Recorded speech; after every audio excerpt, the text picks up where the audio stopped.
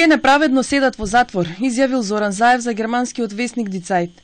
Денес Заев појаснува дека бил погрешно пренесен, но останува на ставот дека бомбата за Смилковско езеро сепак ќе открие нова вистина за случајот. Најверојатно е грешка во интерпретацијата на самиот новинар, но секако големи сомневања се врзани за овој случај.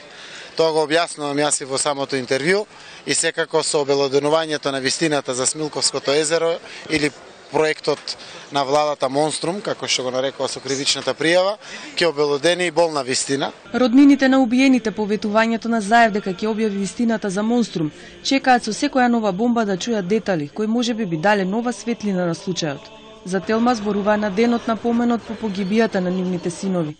Одговорот за смртта на момчињата го бараат во кодираните броеви во пресудата, со која 6 мина добија доживотни затворски казни, а еден беше ослободен. Сакаме да порачаме на државата да го откодира обвинителниот акт, да ја откодира и судската пресуда и да искочат сите иновирани личности што се умешани во овој громозроден чин.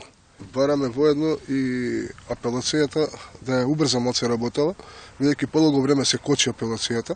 Овој пат по изјавата на Заев од германскиот весник решија да молчат.